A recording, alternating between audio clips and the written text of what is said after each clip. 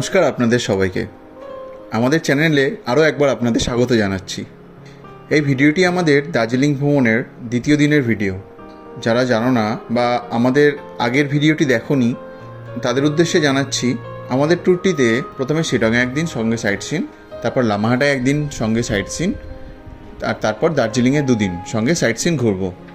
আগের দিন আমরা শিলংয়ে একদিন কাটিয়েছি, তার ভিডিও যারা মিস করে গেছো তাদের জন্য আমি আই বাটনে লিঙ্কটা শেয়ার করে দিলাম, পারলে দেখে নিও।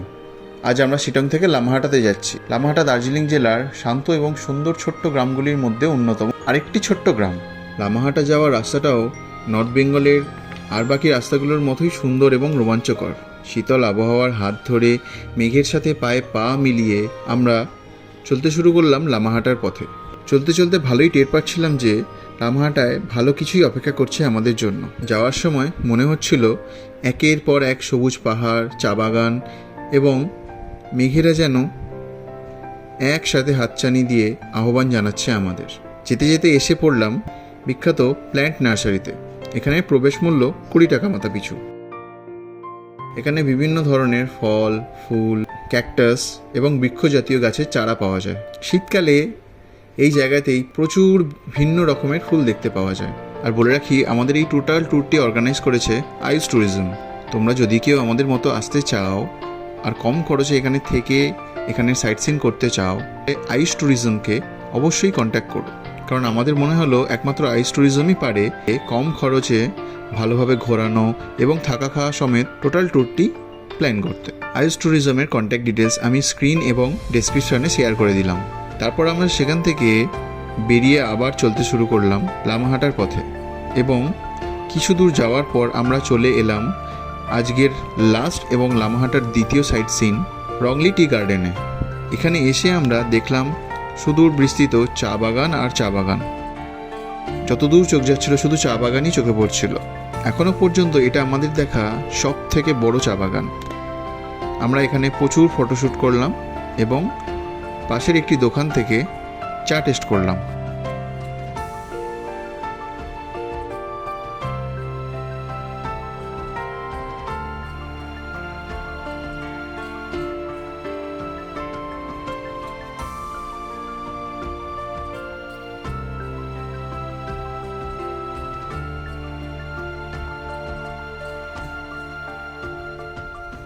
তারপর সেখান থেকে আমরা সোজা চলে গেলাম আমাদের লামাহাটা হোমস্টেতে।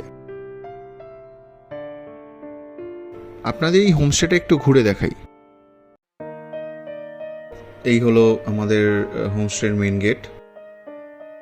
গেট দিয়ে ঢুকে সিঁড়ি ভেঙে উপরে গিয়ে এই দুটো রুম, এই রুমেই আমরা থাকবো আজকে।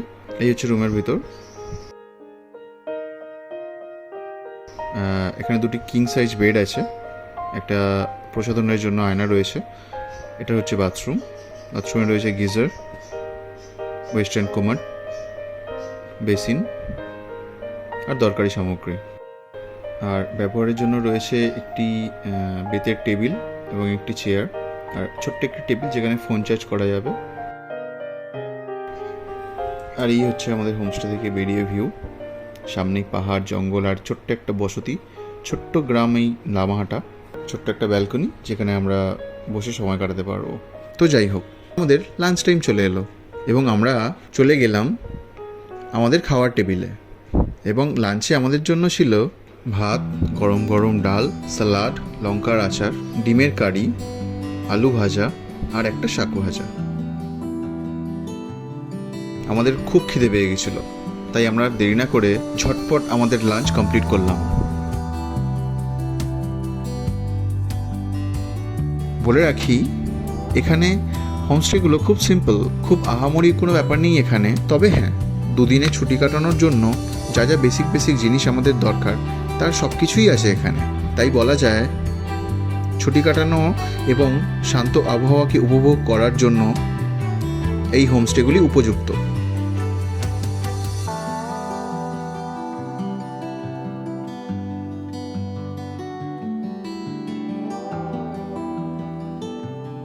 লাঞ্চ কমপ্লিট করে আমরা চলে গেলাম দুপুরের নিদ্রা সম্পূর্ণ করার জন্য। নিদ্রা সম্পূর্ণ করার পর আমাদের কাছে চলে এলো বিকালের স্ন্যাক্স, মিল্ক টি আর ভেজ পকোড়া। শিটংয়ের মতো এখানেও ইভিনিং স্ন্যাক্স কমপ্লিট করার পর শুরু হলো শিটংয়ের থেকেও প্রবল বৃষ্টিপাত। যেহেতু আমি বৃষ্টি খুব পছন্দ করি, তাই আমার তো বেশ ভালো লাগছিল।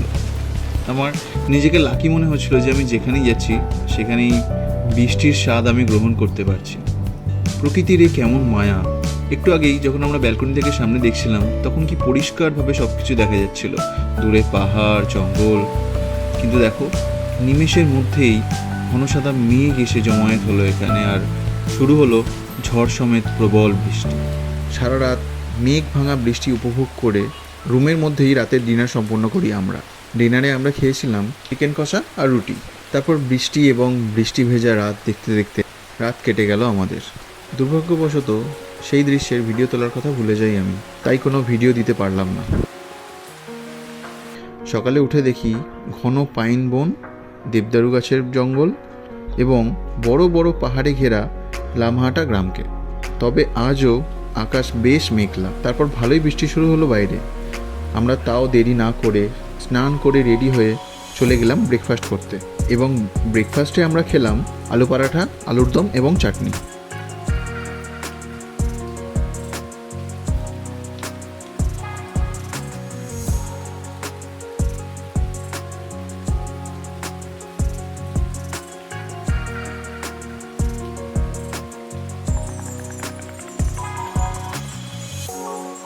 ব্রেকফাস্ট সেরে আমরা আমাদের যাত্রাপথ শুরু করলাম লামাহাটার সব থেকে সুন্দর এবং বিখ্যাত সাইট সিন লামাহাটা ইকো পার্কের উদ্দেশ্যে। এই ইকো পার্কে প্রবেশ মূল্য মাথাপিছু 20 টাকা। টিকিট কেটে আমরা প্রবেশ করলাম ভিতরে।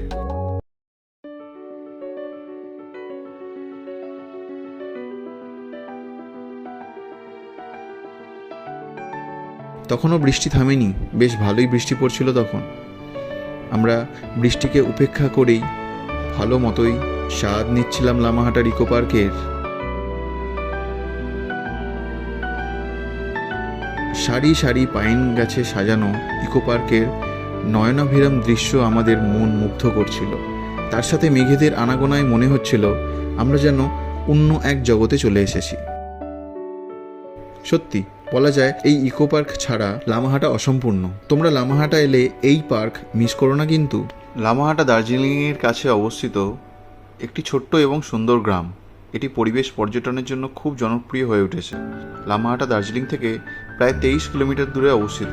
এটি পাহাড়ের কোলে অবস্থিত হওয়ায় চারপাশে শুধু সবুজ আর সবুজ। লামাহাটা পাইন এবং দেবদারু গাছের গভীর জঙ্গলের জন্য বিখ্যাত। এখানে পরিষ্কার এবং ঠান্ডা আবহাওয়া উপভোগ করা যায়। লামাহাটা ইকো পার্কে খুব সুন্দর বাগান আছে এবং বিভিন্ন ধরনের ফুল এখানে দেখা যায়। পার্ক থেকে কাঞ্চনজঙ্ঘার দারুণ দৃশ্যও দেখা যায়। লামাহাটাতে বেশ কিছু ট্রেকিং রুট আছে। একটি ছোট্ট ট্রেক করে কাছেই একটি পবিত্র লেকে পৌঁছানো যায়। লামাহাটা থেকে অসাধারণ সূর্যোদয় এবং সূর্যাস্ত দেখা যায়। এখানে বেশ কিছু হোমস্টে আছে যেখানে পর্যটকরা স্থানীয় জীবনযাত্রা উপভোগ করতে পারে। হোমস্টেগুলোতে থাকা খুবই নিরাপদ এবং আরামদায়ক। লামাহাটা শান্ত এবং প্রকৃতিপ্রেমী মানুষদের জন্য একটি আদর্শ জায়গা। শহুরে জীবনের কোলাহল থেকে দূরে প্রকৃতির কোলে কয়েকটা দিন কাটানোর জন্য এটি দারুণ একটি গন্তব্য। যাই হোক, পার্ক থেকে বেরিয়ে আমরা আবার চলতে শুরু করলাম, কারণ আজ আমরা দার্জিলিং যাব এবং দার্জিলিংয়ে 2 দিন থাকবো। আরও একবার বলে রাখা উচিত যে আমাদের এই কমপ্লিট ট্যুরটি স্বল্প খরচে অর্গানাইজ করেছে আইস ট্যুরিজম। তোমরা যদি আমাদের মতোই এখানে আসতে চাও তাহলে আমাদের সাজেশন তোমরা অবশ্যই কন্ট্যাক্ট করো আইস ট্যুরিজম। আইস ট্যুরিজমের কন্ট্যাক্ট ডিটেলস আমি স্ক্রিন এবং ডেসক্রিপশনে শেয়ার করলাম। লামাহাটার সুন্দর কিছু দৃশ্যের উদাহরণ তো দেখলাম এবং তোমাদের সাথে শেয়ারও করলাম। এটা বলা বাহুল্য যে লামাহাটাতে আসা আমাদের সার্থক হলেও আমরা আবারও আসবো অন্য কোনো ঋতুতে লামাহাটাকে আরও অন্যভাবে উপভোগ করতে। আজকের মতো টাটা, ভালো থেকো সবাই। দেখা হচ্ছে পরের ভিডিওতে।